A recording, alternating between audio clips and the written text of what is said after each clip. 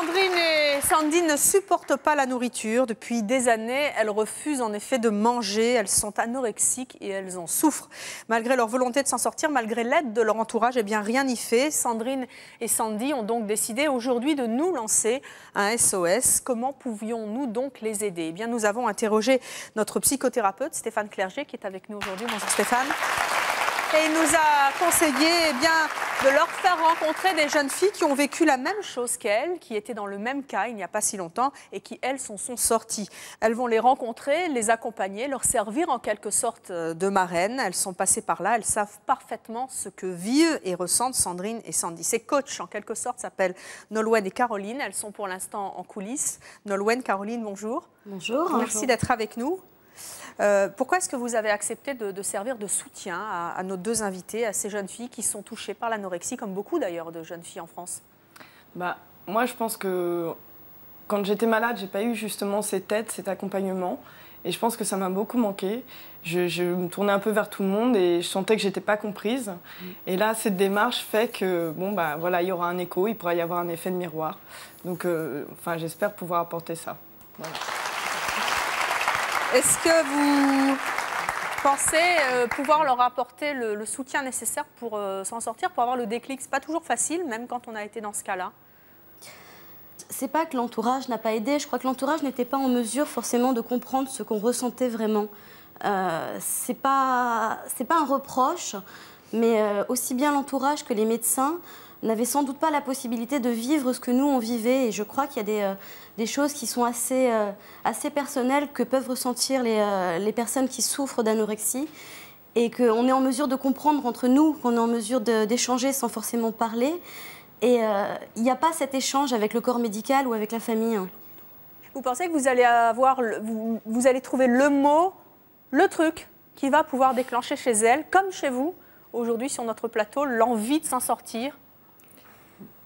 C'est difficile ce que je vous demande, mais... C'est un espoir plus qu'une certitude. Ouais. Je pense qu'il faut qu'elles arrivent à comprendre que de toute façon, on s'en sort. Donc on est là pour montrer qu'on s'en sort et qu'après ça va bien, on a le sourire. Et que ça va demander plus... Ça va demander en fait du temps, de l'investissement, ça faut vraiment le comprendre. Que ça sera un déclic. Moi j'ai eu quelques petits déclics en voyant la souffrance de mes parents, etc. Mais voilà, c'est vraiment être accompagné, sentir qu'on peut s'en sortir. C'est vraiment ça la phrase clé, je pense. En tout cas, vous allez les suivre jour après jour pour tenter de les aider, leur parler, parce que vous avez été comme elles et vous nous direz tout à l'heure si on en garde encore quelque chose, encore aujourd'hui. Votre mission d'aide démarre donc à partir de maintenant. En tout cas, Sandrine et Sandy savent qu'elles vont vous rencontrer dans quelques instants et elles mettent beaucoup d'espoir dans cette rencontre. Je vous demande tout de suite de les accueillir. Voici Sandrine et Sandy.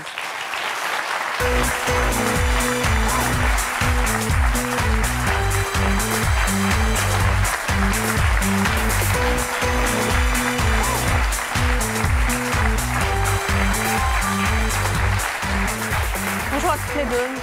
Merci d'être venus sur le plateau de C'est mon choix. Vous lancez aujourd'hui une sorte de SOS parce que ça ne peut plus durer, l'anorexie dans laquelle vous êtes depuis pas mal d'années. Sandrine, vous avez 24 ans.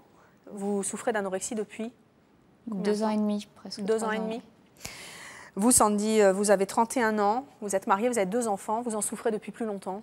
Depuis 14 ans. 14 ans? Ouais. 14 ans sans manger normalement, sans avoir une alimentation normale, des repas normaux. C'est-à-dire? 14 ans de privation et de mensonges aussi. De mensonges? De mensonges, oui, parce qu'on trouve toujours des prétextes pour ne pas passer à table, pour pas qu'on voit qu'on ne mange pas. Et pour ne pas le montrer aux autres, ce qui est assez paradoxal, parce que contrairement à Sandrine, qui elle camoufle bien son corps, vous avez choisi, et c'est vraiment votre choix, hein, oui. Sandy, de le montrer aujourd'hui, ce qui est assez rare chez une anorexique. Hein. Maintenant, oui, parce que je reconnais que je suis malade et j'aimerais que mon corps change, mais pour l'instant, il est comme ça. Donc, il faut que je vive... au jour le jour et j'aimerais bien... C'est peut-être le début d'ailleurs, hein, de montrer votre corps, le début d'une espèce de déclic chez vous. Je pense, oui. On en parlera tout à l'heure avec le docteur Clerget. Qu'est-ce que... D'abord, dites-moi un petit peu, vous dites 14 ans de privation, vous ne mangez pas. Qu'est-ce que vous mangez? Essentiellement des laitages, du lait, des yaourts, des purées, tout ce qui est liquide, rien de solide. Pas de viande? Très peu. Depuis 2 ans à peu près, un petit peu de poulet, un petit peu de dinde. Mais ça va être 1 ou 2 fois par semaine. Hein. Jamais rien de solide? Non. Qu'est-ce que vous ressentez quand vous voyez des choses solides ou quand C'est la peur panique. Peur de quoi? La peur de ne pas arriver à avaler. Donc tout ce qui est liquide, ça va, mais quelque chose de solide, c'est la peur de s'étouffer en avalant. Et c'est incontrôlable, quoi. Je peux Mais pas. c'est difficile pour la plupart des gens qui mangent correctement et qui sont plutôt contents de manger et plutôt gloutons, de se dire qu'on peut avoir du mal à avaler. Qu'est-ce que vous ressentez dans ces cas-là? Je me dis moi-même que c'est, en voyant les autres manger, que c'est stupide de se priver à ce point-là. Mais malgré tout, ça passe pas. Je vois qu'ils prennent, eux, du plaisir à manger avec la nourriture, alors que moi, c'est un calvaire. Vous n'en avez jamais de plaisir à manger? Non. Et c'est un calvaire? Ouais. Quand vous voyez vos enfants, vous en avez 2, ils ont quel âge? 12 ans et 5 ans. Quand vous les voyez manger, vos enfants, vous ressentez quoi? Mon fils mange bien, très bien même. Le plus âgé? Oui, qui est là. Par contre, ma fille mange très peu. Comme vous? Oui. Pas au même stade que moi, mais elle mange assez peu, elle a tendance à picorer. Et je me sens coupable. Je me dis qu'elle reproduit exactement mon comportement alimentaire. En même temps, je ne sais pas comment l'aider, puisque je n'arrive déjà pas à m'aider moi-même. Ouais. Vous pesez là combien 35 kilos. Pour 1 mètre? 55. Vous avez pesé encore moins? Oui. Combien? Je suis tombée à 33 kilos Combien? sur 33. 33 kilos? Mais j'ai dû descendre à 31, 32. Très dangereux là. Hein? Oui, j'ai d'ailleurs été hospitalisée à 2 reprises. Pourquoi? Parce que mon poids était trop bas et c'est moi qui ai demandé à être hospitalisée. Quand vous étiez enceinte, vous pesiez combien? Au départ de chaque grossesse, 36 kilos. Je crois qu'on a une photo de moi enceinte de ma vous. fille. Enceinte, vous étiez enceinte de combien là? De 8 mois. Pardon? 8 mois. Mon Dieu, 8 mois?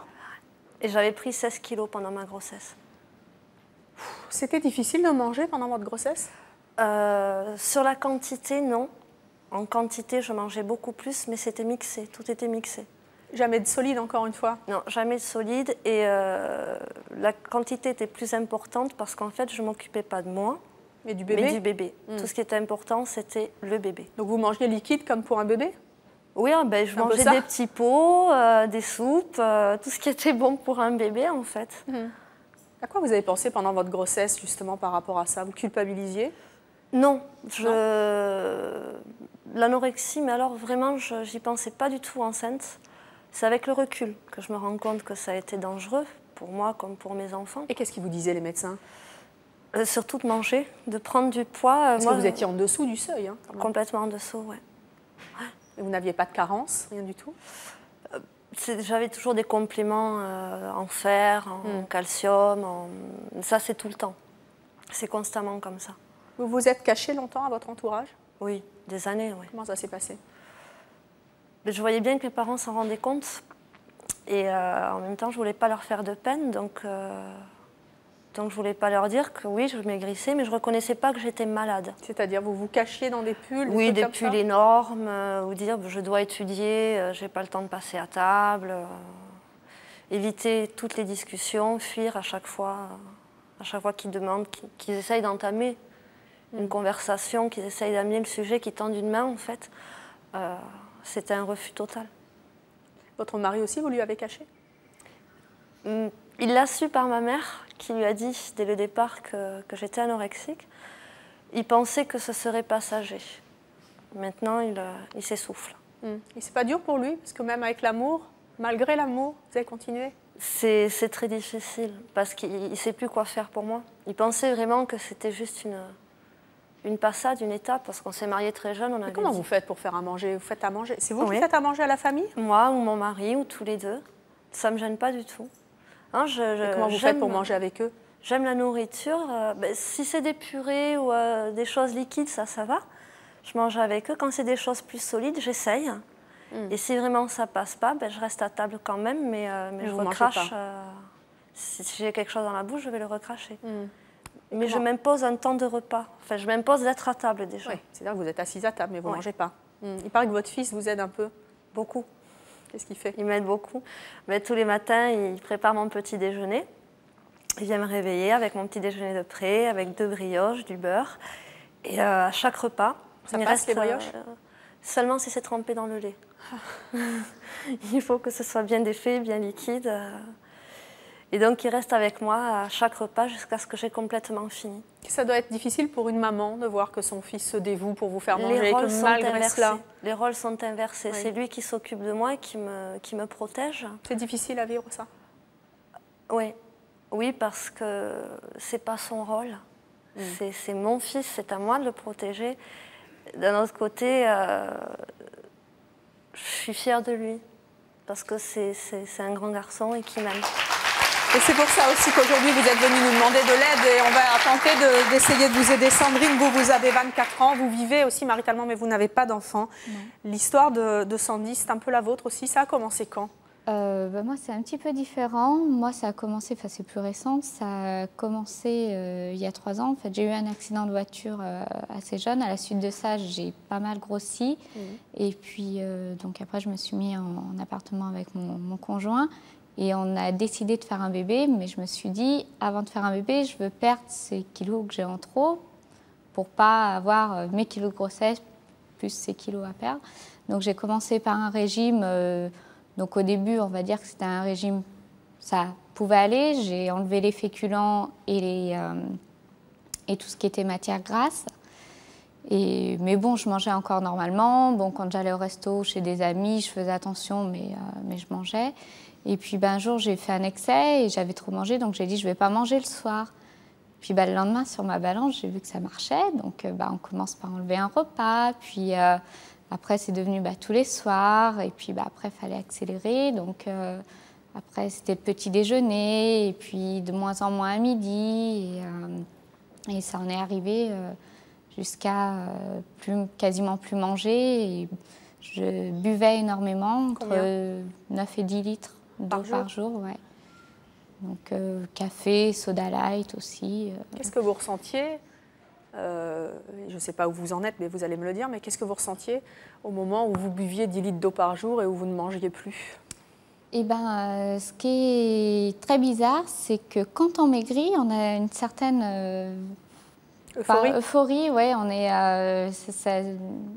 et moi, j'étais complètement dans l'hyperactivité, donc en fait, j'étais bien et je buvais pour pas avoir faim, pour éliminer toutes ces impuretés. Et puis, je considérais... Toutes ces impuretés, voilà, ouais, c'est intéressant ça, hein, docteur Clerget, on va en reparler dans quelques instants. Je considérais que c'était éliminé et puis à remplacer. Et puis le sport à outrance, dans le travail, il fallait que je sois active tout le temps pour ne pas penser à manger. En fait. Et quand il y avait de la nourriture, je suppose que vous vivez avec quelqu'un, vous sortez de temps en temps au restaurant comme tout le monde. Comment ça se passe dans ces cas-là? Eh ben, c'était en fait un petit peu compliqué. Le matin, il partait avant moi, donc il ne voyait pas. Il pensait que je déjeunais encore. Et le midi, moi, j'étais censée rentrer à midi. Lui, il ne rentrait pas, donc je faisais un petit peu ce que je voulais. Et le soir, lui, il travaillait tard et quand il rentrait, soit je lui disais que j'avais déjà mangé, soit je lui disais oui, j'ai pas faim, j'ai bien mangé à midi. Ou... De toute façon, j'avais toujours une excuse. Hein, Vous ne vouliez pas lui en parler? Pourquoi? En fait, pour moi, j'étais pas anorexique. Mais c'était un petit secret entre vous et vous quand même. Ouais, mais de toute façon, à la limite, avant que ma patronne, dit coucou, votre patronne, voilà, c'est elle qui a mis un mot sur ma maladie, me disent Sandrine est anorexique. Moi, anorexique, je savais pas trop ce que c'était, quoi. Je savais au fond de moi qu'il y avait un problème parce que c'était quand même une souffrance, quoi. Mais je reculais en fait l'échange, je disais je recommencerai à manger, mais bon. Là, il va avoir les fêtes. Dans 6 mois, c'est Noël. Alors, faut que je maigrisse pour pouvoir manger. Oui, c'était des échéances. Votre patronne donc s'est aperçue de quelque chose? Ouais, Comment est-ce qu'elle s'en est aperçue? C'est amusant d'ailleurs que ce soit elle. Parce que Catherine avait un recul, un regard Votre autre. patronne. Ma patronne, voilà. Comment elle s'en est aperçue? Parce qu'elle m'avait connue avant et puis Et puis un jour, elle a vu un reportage sur l'anorexie, puis elle s'est dit, ah bah oui, parce que c'est vrai que je disais, ah, j'en ai marre en ce moment, je perds mes cheveux, je dois être fatiguée. Puis elle me voyait boire, parce que au magasin. Et puis bah, en voyant le reportage, elle me dit, ah bah oui, bah ça, Sandrine, elle a. Donc elle s'est renseignée sur l'anorexie. Au plus bas, vous avez pesé combien? 33. Pour 1,60 m. C'est très peu. Et aujourd'hui, vous en êtes à combien? Aujourd'hui, j'en suis un peu plus de 43. Vous avez repris 10 kilos? Ouais, mais aujourd'hui, je suis encore dans l'anorexie. Mais bon, au niveau des déclics, c'est vrai qu'il y a plein de fois où on pense avoir un déclic. Oui. Et en fait, on n'a pas enfin, moi, j'avais pas conscience du danger. C'est-à-dire, parce que vous me disiez, j'ai eu plein de signaux d'alerte. Le pire que vous ayez eu? Une attaque cardiaque. Carrément? Ouais. Ça s'est passé comment? Ben, j'avais pas mal de chutes de tension. Mais bon, c'était pas grave, parce que je tombais dans les pommes, je remontais. Ah, vous ne faisiez pas attention? Non, c'était pas ça pour moi. Vous n'écoutiez pas votre corps? Non. Et puis ben, un jour, j'ai fait un malaise un peu plus important. Comment ça s'est passé? J'ai été dans ma salle de bain, donc en plus toute seule. Et là, je me suis sentie partir. Et j'ai vu vraiment... c'est vraiment très, très bizarre, parce qu'on a cette sensation quand même de bien-être, parce qu'on se sent partir. Et puis là, je me suis dit non, en fait, je veux pas mourir. C'est ça que... Il faut... Je veux pas. Et c'est vrai que bon, après, j'ai repris conscience toute seule. Et donc, ça a duré combien de temps, ce malaise cardiaque, toute seule? Pas très longtemps. Hein. C'est en secondes, je pense. Enfin, j'ai pas de notion, parce que j'étais vraiment, vraiment seule, quoi. Mais bon, mais c'est vrai qu'après ce jour-là, Frédéric est rentré et je lui ai dit... Votre petit ami. Voilà, mon conjoint. Et je lui ai dit... c'est bon, là, tu peux me faire manger ce que tu veux, donne-moi des pâtes, donne-moi n'importe quoi, je mange. Vous avez mangé? Ouais, j'ai mangé. Un jour? Ouais, mais 2 jours après, en fait, j'allais mieux, c'était pas grave. Et vous avez recommencé? Donc j'ai recommencé. Quelles autres conséquences cette anorexie a eu sur vous, votre physique, votre santé? Là, à l'heure d'aujourd'hui, c'est surtout fatigue, au niveau des genoux, du dos. Il y a plein de choses que je peux pas faire, je me fatigue très vite. Vous me disiez que vous aviez perdu vos cheveux, ça vous est arrivé, Sandy? Oui, aussi, oui. Les cheveux, les dents, des fois aussi? Les dents, pratiquement toutes. Les dents, vous les avez perdues? Oui. Et là, c'est pas des... C'est des pivots. Des pivots? Vous avez dû tout faire changer? J'ai pas pu tout faire changer parce que j'ai pas les moyens. Donc il y a des pivots et puis des dents provisoires, mais dont je peux pas me servir. Mais attendez, c'est terrible ça quand même. Vous êtes en train de me dire, en plus, les cheveux, c'est le symbole de la féminité. Quand on commence à perdre ses dents, je crois quand même qu'on commence un peu à baliser. Est-ce qu'à ce moment-là, vous avez eu le déclic ou non? Oui, là ces derniers mois surtout, je me rends compte que c'est plus possible. Je pars en morceaux. Donc je veux vraiment en sortir, mais une bonne fois pour toutes. Pas essayer comme les autres fois. Cette fois-ci, je veux aller jusqu'au bout.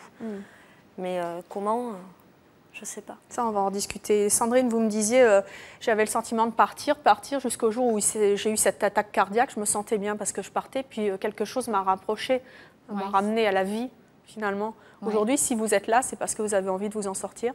Oui, je suis décidée et non seulement j'ai envie, mais je vais m'en sortir. Là, c'est trop, là, maintenant? Ouais. Alors, on va accueillir vos proches, puisque c'est important. Les proches, en général, ce sont ceux à qui vous parlez, avec lesquels vous vivez, qui vous entendent, peut-être pas toujours, ou qui ne vous comprennent pas, et peut-être que vous ne savez pas aussi vous faire comprendre. On va accueillir la maman de Sandy, le petit ami de Sandrine. Voici Maryse et Frédéric.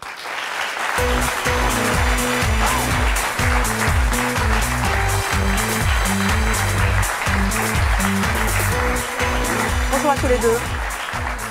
Maryse, vous avez entendu le témoignage de votre fille. Est-ce que vous avez d'abord appris des choses qu'elle ne vous a pas dites? Il y a des choses qu'elle ne m'a jamais dites, c'est sûr. C'est sûr. Et que vous avez apprises là? Et que j'ai appris, oui. Quoi, par exemple? C'est vrai que mon petit-fils s'occupe d'elle, comme par exemple, s'occupe d'elle le matin, au petit déjeuner. Bon, ça, je ne savais pas. Hein. Parce que c'est vrai qu'elle a besoin d'être maternée. Je me dis, bon, peut-être que je ne l'ai pas assez maternée. Pourtant non. Mais il y a plein de choses comme ça, des petits trucs comme ça qui me Maryse, 14 ans d'anorexie pour votre fille, et là vous me dites, je ne savais pas que c'était mon petit-fils qui s'occupe de sa maman le matin, qui lui apporte de brioches et mignons. Oui. Est-ce que vous culpabilisez beaucoup par rapport à ce qui s'est passé pour votre fille, ce qui se passe aujourd'hui? Au début, oui. Oui, qu'est-ce que vous vous êtes dit?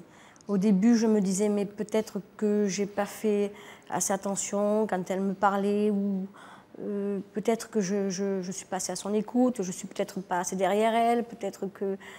Il y a plein de choses, plein de choses qui se passent par la tête. On se culpabilise tout le temps. Vous en avez parlé à votre mari? Oui. Qu'est-ce qu'il en dit? Ben, lui, c'était pareil.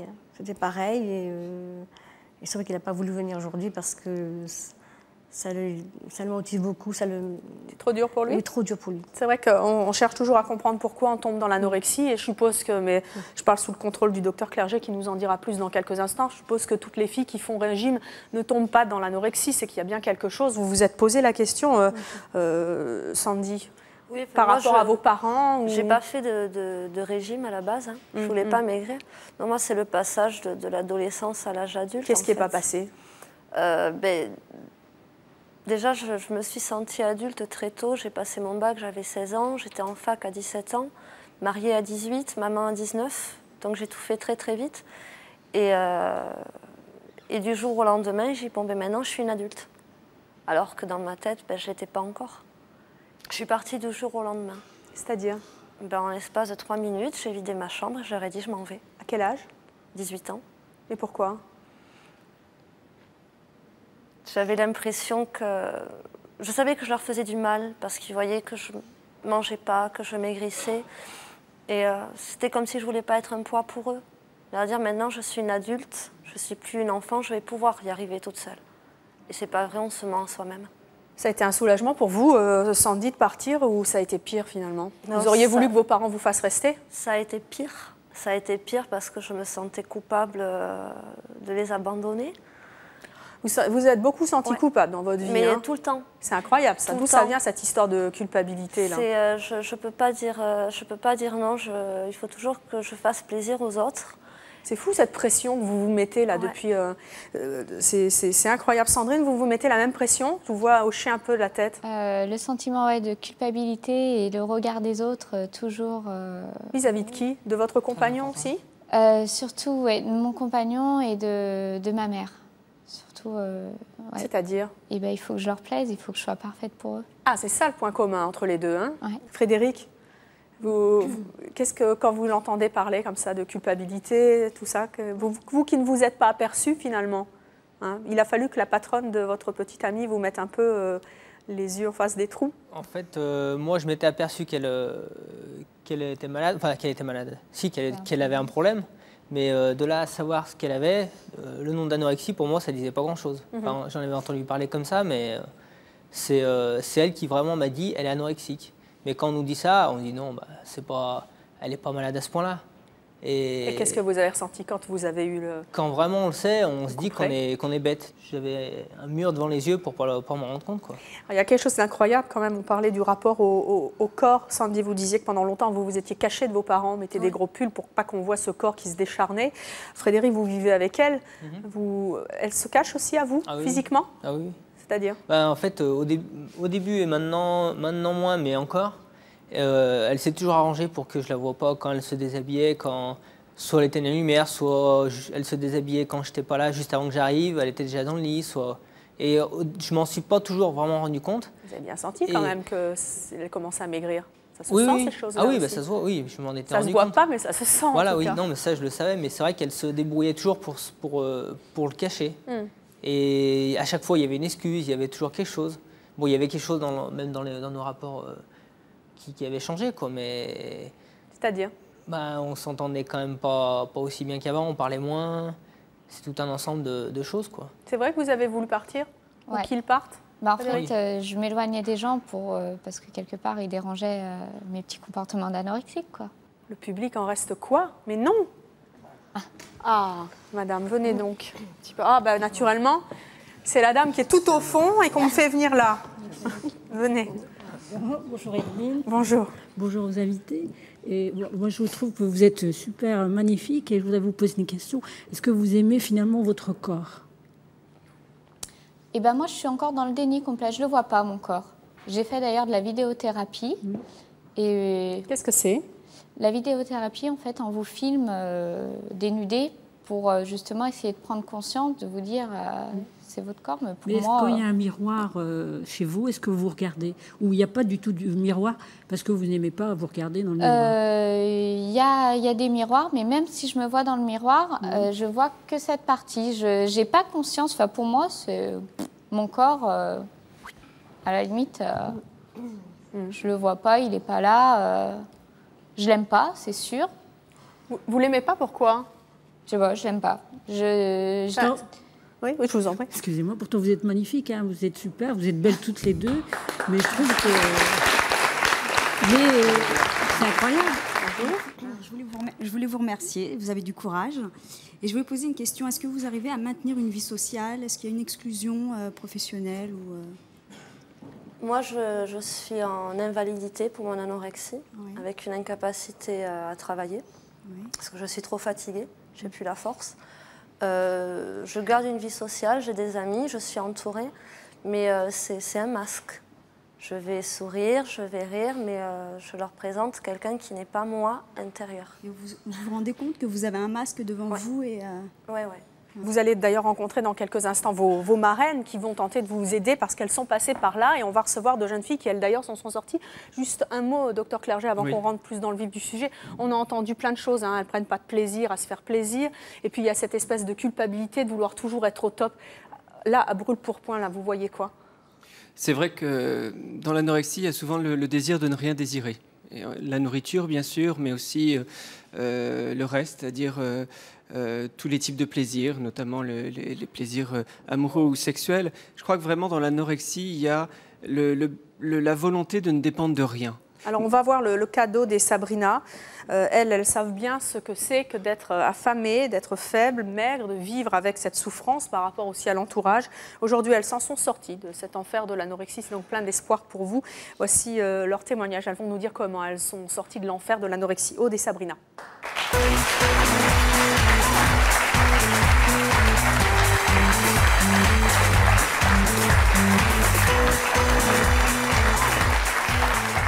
Bonjour à toutes les deux. Vous tenez la main parce que... Parce qu'on a les doigts gelés. Ah, d'accord, il fait froid. Aude, vous avez 18 ans. Vous faites toute petite, toute petite. Ouais, toujours. Non, mais toute jeunette, en fait. Hein. Sabrina, vous en avez 33. Vous êtes toutes les deux sorties de l'enfer de l'anorexie. Vous, Sabrina, vous avez à peu près le même âge que Sandy. Vous êtes également mariée, 2 enfants, c'est à peu près le même profil. Vous avez 18 ans, Aude, et vous êtes au lycée. Vous vous êtes reconnue dans les 2 témoignages de nos invités, dans les coulisses? Complètement. C'était un peu vous, Les deux mélangés, oui. Sabrina? Oui. Qu'est-ce qui vous a le plus marqué dans le discours, dans le témoignage de Sandy, dans ce qu'elle a raconté, qui vous a rappelé votre histoire? Ne pas vouloir décevoir, être toujours... vouloir faire plaisir, se mettre en retrait tout le temps. On passe après les autres. On ne pense pas à nous, quoi. Avec le recul, vous avez compris pourquoi? Oui. Oui, j'ai compris que j'avais besoin de donner de l'amour à beaucoup de gens et que j'avais peur de ne pas pouvoir donner tout ce que je pouvais donner aux gens. Et ça vient d'où? J'ai toujours été très proche de mes parents et je les aimais à tel point que j'avais peur, en grandissant, de les laisser pour aller vers d'autres et de les abandonner, quoi. Vous allez nous raconter comment vous avez réussi à arriver jusque-là, ce qui a été, je suppose, le déclic pour vous en sortir. Mais on va revenir sur votre histoire à toutes les deux. Là, on voit une photo de vous, Sabrina. Vous aviez quel âge? Je ne me vois pas, là. Elle est là, regardez, là-haut. Si vous arrivez à là, je dois avoir 17 ans. Combien vous pesiez? Là, je devais faire peut-être 38 kilos. Pour 1m57. Aujourd'hui, vous faites combien? 48,5, peut-être 49, je ne sais pas. Est-ce qu'il y a un poids correct? Mon poids. Votre poids normal. D'équilibre. Ça a commencé comment, l'anorexie? J'avais 16 ans. C'était 4 mois avant de partir en vacances au mois d'août. Donc 4 mois avant, je trouvais que j'avais des bonnes fesses. Et je mangeais beaucoup de cochonneries, comme tous les adolescents, quoi, de chocolat entre les repas. Donc j'ai dit à maman, j'ai envie de perdre un peu de poids. Elle m'a dit, supprime tout ce que tu manges en trop et et ça ira. Donc effectivement, en 4 mois, j'ai perdu 3 kilos de trop déjà. Et puis je suis partie en vacances, donc j'étais très bien. Et puis bon, je suis tombée amoureuse de... Enfin, un garçon est tombé amoureux de moi, pardon. Il avait 9 ans de plus que moi, donc j'étais très flattée de plaire à quelqu'un de plus vieux que moi. Donc on a flirté tout l'été, quoi. Et puis, bon, puis quand on est parti, on s'est séparés. Pour moi, c'était fini, quoi. Puis lui, il a voulu continuer, il était amoureux de moi. Et puis, donc, automatiquement, je me suis projetée dans l'avenir. Enfin, il m'a projetée dans l'avenir. Il m'a dit, j'attendrai le temps qu'il faudra. J'attendrai que tu aies 18 ans. J'attendrai que tu sois mûre. Et moi, je me suis tout de suite... Enfin, petit à petit, je me suis dit, bon, bah, on va attendre que je sois mûre. Et en fait, ben, j'avais très peur. Je ne l'aimais pas. J'étais flattée. Il était gentil, adorable, prévenant. Mais il m'a arraché progressivement à mon cocon, à mes parents. Donc, voilà, je me suis laissée aller là-dedans pendant une année, une bonne année. Et puis un jour... bah j'avais du mal à... Je me disais pourquoi il m'aime, parce que je suis en train de... Oui, j'étais consciente du fait que je fondais, parce que j'appréciais beaucoup ce truc-là, parce que je rétrécissais intérieurement, extérieurement, mais à l'intérieur, je me recroquevillais. Je me disais, en redevenant une gamine, j'étais une gamine, hein, mais il va plus me trouver à son goût, parce que j'avais plus le corps d'une femme, quoi. Vous êtes descendue jusqu'à combien 36 kilos. Mais j'ai toujours évité la clinique. Oui. Je savais qu'il ne fallait pas que je dépasse 36, donc je me balançais entre 36 38. Et puis un jour, bah, ma maman est rentrée dans la salle de bain. Et là bah, je fermais toujours bien la porte, bien sûr. Donc je me pesais, je me regardais sur toutes les coutures et je me trouvais toujours un petit peu trop enrobée, puisque je n'avais pas le même reflet, je ne voyais pas la même personne. Dans ma tête, j'étais pas maigre, hein, j'étais normale. Et puis elle est rentrée dans la salle de bain. Et alors? Et elle a été choquée, parce que je me couvrais tellement quand... Bon, elle voyait bien que j'avais physiquement le visage, j'étais pas très grosse, mais j'avais 2-3 pulls, 2 jeans. Je me couvrais tout le temps. Donc, elle savait peut-être que j'étais pas bien, mais pas à ce point-là, quoi. Vous parliez de votre anorexie à votre mari, à vos parents? Comment ça se passait? Vous étiez dans le déni aussi? J'étais mince naturellement. Oui, c'est ça. C'était naturel. Quel a été le déclic? Bah déjà, quand ma mère m'a vue, déjà j'ai pris conscience. Et on m'a emmenée, ça a duré 12 ans encore, hein, après. Pendant les 2 ans où j'étais maigre, où j'étais vraiment anorexique, vraiment dedans, j'ai eu l'occasion d'aller dans une clinique spécialisée. On avait pris rendez-vous avec un docteur. Et donc je suis passée dans les couloirs et je voyais des chambres ouvertes. Et je voyais des têtes, des formes rondes. Et je voyais des bouts de pieds, des pieds. Et rien au milieu, c'était des corps, il n'y avait plus de vie. Et je me suis dit, jamais j'infligerai ça à mes parents, quoi, je ne pourrais pas.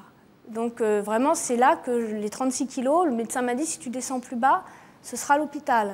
Donc j'ai lutté pendant une année comme ça. Et puis à un moment donné, je me suis dit, je ne peux pas continuer comme ça, donc je suis passée à la boulimie. C'était pour moi l'occasion de pouvoir manger des choses que j'avais envie de manger et que je me refusais de manger. Des plaisirs, mais disons que je me faisais pas vomir parce que je pouvais pas me faire vomir. J'arrivais pas, j'ai essayé mais je pouvais pas. Donc je me privais, après je compensais pendant 2-3 jours. Je surveillais mon poids, je mangeais plus. Puis après je refaisais une crise de boulimie. Puis après, pour compenser le fait d'avoir eu une crise, je me punissais sur 2-3 jours. J'arrivais à compenser pour pas prendre de poids, quoi. À quel moment vous avez compris que vous étiez en train de vous en sortir? Plusieurs fois, j'ai cru. C'est-à-dire? Je disais, ça y est, je remange. Puis en fait, je me rendais compte, j'étais très déçue parce que je me rendais compte que je me pesais, je triais, j'allais à table. D'abord, pendant 12 ans, j'ai mangé le petit déjeuner et un repas par jour, le matin, le midi ou le soir. Donc c'était très bien, ça marchait très bien. Je mangeais le matin, je mangeais le midi. Alors, les repas que je prenais, bon, je prenais des bons repas, mais c'était toujours... bon, je ne mangeais pas de viande, je triais le gras, le sucre. Hein, ça, et puis le soir, je ne mangeais pas. Je mangeais un yaourt. Alors, quand je faisais le contraire quand je ne travaillais pas, pour manger avec mon mari. Et puis, quand il arrivait un jour qu'on ait un imprévu, alors les imprévus, c'était terrible parce que si j'avais mangé le midi et qu'on me proposait d'aller manger au restaurant le soir... Panique. Ça y est, c'était la panique grave, quoi. Je disais, comment je vais faire? Donc, je mangeais un petit peu et je savais que je pouvais compenser le lendemain. Donc, le lendemain, je ne mangeais pas. Je mangeais très peu pendant 1 ou 2 journées. Ou alors, je rentrais le soir et alors je faisais une demi-heure d'abdominaux à fond, quoi, pour compenser, pour brûler les calories que j'avais pu manger. Aussi. L'impératif de contrôler, qu'il fallait que je contrôle. À quel moment vous avez vraiment senti que là, ça y est, vous aviez le déclic et que c'était fini? Eh bien, ça a été un long parcours, mais je me suis privée pendant des années de choses que j'adorais, c'est-à-dire de chocolat. Je suis une fanat de chocolat. Le plaisir. Surtout. Et puis de frites. Voilà. Pendant 14 ans, je n'ai pas mangé une frite et je n'ai pas mangé un morceau de chocolat. Et un jour, mon mari fait les courses et fait la cuisine, parce que j'ai toujours refusé de faire ça. Je fais à manger. Mais faire la cuisine, je commence à faire un petit peu à manger. Je ne vais pas dire la cuisine parce qu'il va râler. Et donc, il avait acheté des grosses glaces, des gros esquimaux, je ne dirais pas le nom pour faire de pub, entourés de chocolat noir à la vanille. Et ça, c'est mon péché. Et je suis passée une vingtaine de fois devant le congélateur en me disant, ils sont dans le congélateur. Qu'est-ce que je fais? Si je les mange, si j'en mange, il va falloir que je compense, donc je ne vais pas les manger. Parce que je me suis posé la question toute la journée. Et puis vers 3h30 à peu près, après votre émission, je crois. C'est-à-dire? Et bien après, c'est mon choix, j'avais dû regarder ça. C'est mon choix consacré à l'anorexie. Pas du tout, parce qu'on a fait d'autres émissions. Voilà, et j'ai ouvert le congélateur, j'ai défait le papier et j'ai mangé l'esquimau. Et là, ça a été le déclic? Et j'ai apprécié terriblement parce que... Merci, c'est mon choix. Voilà.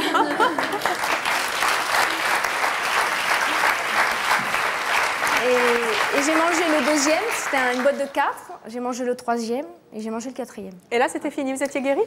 J'ai jeté tout à la poubelle.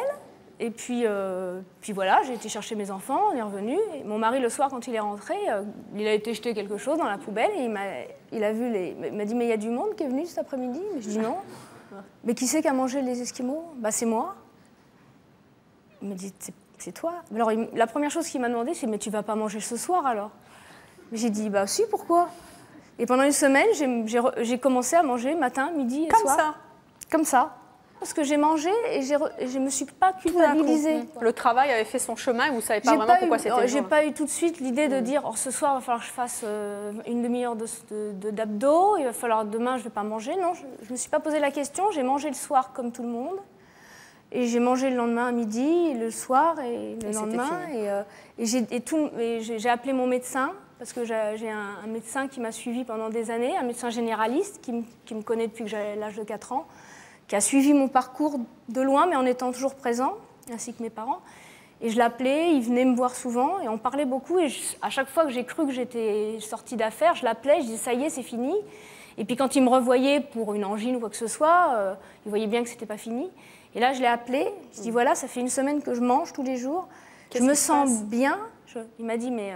J'ai dit, ça y est, c'est fini, je ne suis plus anorexique. Il m'a dit, pourquoi tu sens ça? Parce que je me sens bien, je ne me suis pas culpabilisée une seule fois, je ne suis pas montée sur la balance. Je suis bien, j'ai plus de boules à l'estomac, je me sens bien. Aujourd'hui, ça fait combien de temps que vous n'avez plus de boules à l'estomac? Ça fait 3 ans et demi. Bravo. Aude, vous avez vous aussi vécu l'enfer de l'anorexie, combien de temps? Moi, 1 an et demi. 1 an et demi. Ouais. Je suppose que... D'abord, ça a démarré comment? Alors en fait, moi, c'était suite à des résultats de bac de français. Parce que j'ai toujours été assez bonne à l'école. Et puis, tout le monde me donnait gagnant, toute ma famille derrière moi, etc. Et puis, j'ai été profondément déçue par un résultat en français. Et puis du coup, je me suis dit, la seule façon pour te prouver que tu vaux quelque chose, il faut que tu te restreignes. Et chaque restriction, c'était une victoire. Ouais, c'était une victoire. C'était la seule façon que j'avais de me dire, t'es forte. Et c'était la seule façon après que j'ai trouvé. C'était mon refuge en fait. Vous mangez plus? Non. Vous avez maigri, on voit une photo de vous là. Effectivement, vous étiez maigrissime, hein, on peut le dire. Combien vous pesiez? Je suis descendue jusqu'à 34 kilos. Pour 1m 55. À quel moment vous avez pris, vous, conscience que vous étiez malade et qu'il fallait stopper tout ça? En fait, ça a été mes amis qui me le disaient. Mais moi, j'étais complètement dans le déni de la maladie. Et puis un jour, je me suis faite, entre guillemets, coincée. C'est-à-dire que j'ai eu une infirmière du lycée qui m'a prise dans son bureau, qui m'a dit dis donc, Aude, dans ta doudoune, on ne te voit pas. Et donc là, je me suis dit, bon, c'est vrai que j'avais un problème, mais je ne voulais pas encore l'accepter. Et là, elle m'a dit, je te donne 1 semaine pour prévenir ta maman que ça ne va pas, et puis pour voir quelqu'un. Et pourquoi avec elle, ça a marché? C'est bien pour les infirmières qui sont à l'école, d'ailleurs. Hein, pourquoi avec elle, ça a marché? Parce qu'elle a eu son franc-parler, et puis elle m'a prévenue un petit peu du danger que je courais, parce que je n'étais pas consciente que pour moi, je n'étais pas anorexique non plus. Elle m'a dit, tu es anorexique. Elle me l'a dit entre 4 murs en 2 secondes. Et elle m'a dit, voilà, tu es anorexique. Et je ne savais pas, c'est elle qui m'en a fait comprendre ma maladie. Aujourd'hui, vous pesez combien? Aujourd'hui, je pèse 45 kilos. C'est bien? Oui. Est-ce que comme Sabrina, vous avez le sentiment que, oui, vous êtes guérie? Alors moi, oui, je fais peut-être encore un tout petit peu attention. Mais franchement, chaque jour, j'ai vraiment le sentiment d'avoir encore plus de liberté face à la nourriture. Vous prenez du plaisir à manger aujourd'hui? Oui. C'est surtout ce sentiment de liberté. C'est-à-dire qu'avant, au fond de mon anorexie, je ne pouvais pas aller au restaurant. Moi, c'était carrément un blocage. Et c'était la panique complète. Je me mettais à trembler. C'était impossible pour moi même d'aller au restaurant. Alors que c'est un plaisir pour tout le monde. Moi, c'était ma phobie. Le refus du plaisir, encore une fois. Docteur Clerget, moi, il y a quelque chose qui me frappe dans le témoignage d'Aude et Sabrina, surtout dans celui d'Aude d'ailleurs. C'est le déclic. Il y a une infirmière qui lui dit « tu es anorexique » avec des mots un peu durs, hein, disons-le franchement. Et tout d'un coup, là, ça démarre. Ouais, les gens n'osent pas dire aux anorexiques qu'ils sont anorexiques, il faut le dire. Hein. Et puis, c'est vous qui parliez de vidéothérapie. Qui est-ce qui en parlait tout à l'heure, hein? C'est vous, Sandrine? Oui, c'est vrai qu'on ne peut pas penser que la personne anorexique va se prendre en charge elle-même. Hein. C'est-à-dire qu'il y a véritablement un déni.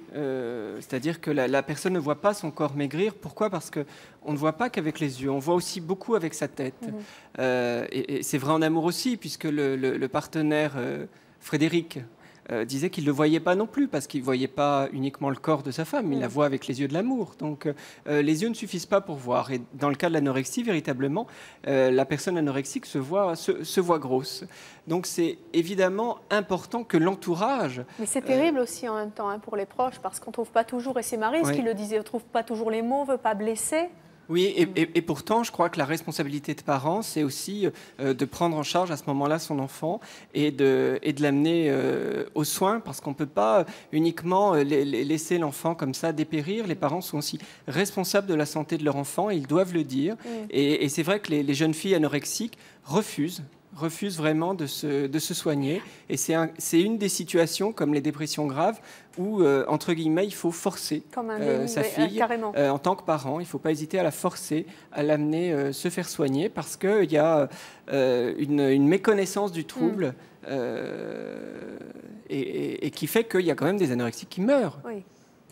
Alors, je vais vous demander, Frédéric et Maryse, de vous mettre sur les côtés, car nous allons maintenant accueillir celles qui se sont proposées d'aider nos invités. Sandrine, on va commencer par vous, la jeune femme qui se propose d'être votre marraine, de vous aider, car elle s'en est sortie. Et le contact, c'est important, s'appelle Nolwenn. Elle va vous dire comment elle va vous aider et comment est-ce qu'elle s'en est sortie. Je propose d'accueillir Nolwenn.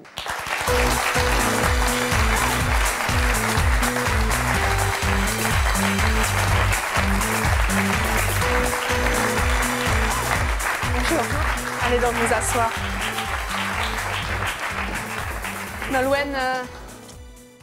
Bonjour Sandrine. Vous avez 28 ans? Oui. Qu'est-ce que vous allez faire pour aider Sandrine? Alors déjà, je pense que ce que je vais faire, c'est lui demander ce qu'elle attend de moi, ce dont elle a besoin, ce qu'elle estime avoir besoin, et ce qu'elle n'arrive pas à trouver auprès d'autres. Et pourquoi pas lui faire, moi j'habite en Bretagne, lui faire découvrir ma région, découvrir la sienne. Les crêpes. Les crêpes, voilà. Je suis sûre que vous ne mangez pas de crêpes, Sandrine. Alors, les bonnes crêpes bien pleines de beurre. Salé. La crêpe sans problème, sans le beurre. Oui, bien sûr. Non, avec. Un jour, vous y arriverez, vous allez voir. Si c'est quelqu'un d'autre qui me le met, oui, je la mangerai. En fait, moi, à l'heure d'aujourd'hui, là, j'ai franchi pas mal de caps. J'ai été hospitalisée. Et au niveau de ma relation avec la nourriture, bon, je suis encore anorexique parce que je suis encore dans certaines restrictions. Mais je mange, c'est-à-dire que je fais mes 3 repas plus ma collation d'après-midi. Par contre, je mange ce qu'il me faut pour vivre, mais pas plus. Il y a des choses que je ne fais pas parce qu'en fait, la parole, j'ai relevé quand tu parlais donc, des Esquimaux et de ton mari donc, qui avait vu ce paquet dans la poubelle.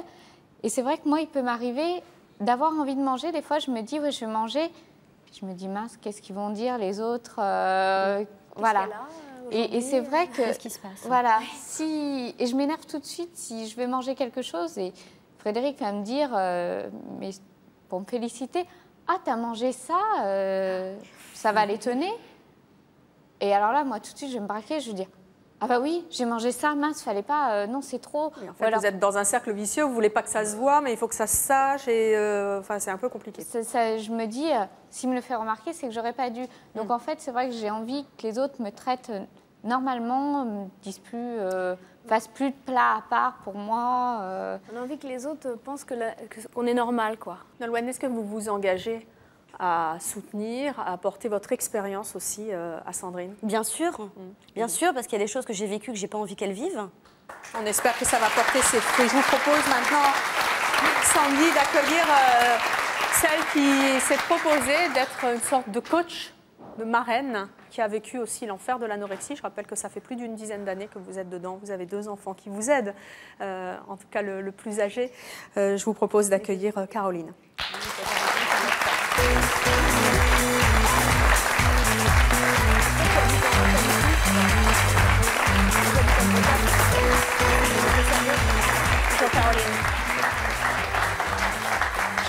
Caroline, vous avez 26 ans, vous êtes membre d'une association qui s'intitule Autrement et qui aide justement les...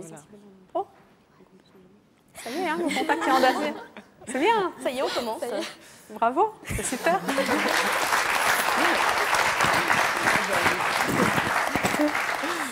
Caroline, qu'est-ce que vous allez faire pour tenter d'aider Sandy? Moi, c'est vrai que maintenant, je mène des groupes de parole. Donc c'est vrai que maintenant, j'ai du recul, j'ai entendu beaucoup de messages. Moi, ce que je veux, c'est, même si je n'ai pas la vérité, même si mon expérience, parce que j'ai été malade aussi, n'est pas exhaustive, mais ce que je veux, c'est t'écouter, être là, te regarder, savoir que tu es là, tu es en vie, on peut rire, on peut... Voilà, ce que je veux, c'est t'accompagner.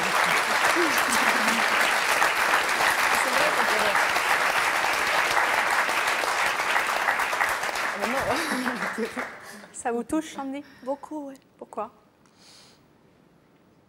Parce que je suis en vie. Il faudrait peut-être que je m'en rende compte. Je vais être tout miroir.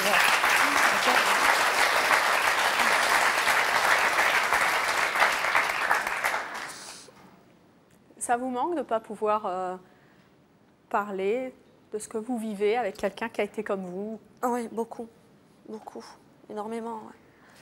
Les gens ne peuvent pas comprendre qu'on n'ait pas de plaisir à manger. En même temps, on ne peut pas leur expliquer pourquoi on n'y a pas plaisir. Ils ne le vivent pas. Donc, à un moment ou à un autre, même s'ils font semblant de comprendre, on se rend compte que c'est pour nous faire plaisir, qu'ils disent oui, oui, tout à fait. Là, je sais que ce que je vais dire va être compris et pas jugé. Oui, c'est surtout ça. C'est surtout ça. Même si, je sais pas, je risque de l'appeler, lui dire j'ai rien mangé depuis 2 jours et j'y arrive pas, elle va pas me dire oh, c'est la catastrophe, oh là là, faut vite manger quelque chose. Elle va peut-être me dire ça arrive, c'est une étape, c'est Ce que je veux, c'est qu'on arrive à relativiser. Voilà, comprendre qu'on ne peut pas vivre dans l'extrême comme ça toute une vie et qu'il faut arriver à la juste mesure. Mais après, voilà, s'il y a des excès, s'il n'y a pas d'excès, il faut relativiser. On a envie, des fois on fait des erreurs, des fois tout se passe bien, il faut... Voilà. Vous vous engagez à l'aider? Oui. Eh bien, j'espère que vos marraines vont vous aider à parler en toute liberté. En tout cas, j'espère, merci d'ailleurs à toutes nos invités d'être venues nous livrer ce témoignage extrêmement émouvant. Les mamans qui sont souvent démunies, les petits qui essaient de trouver les mots et d'aider.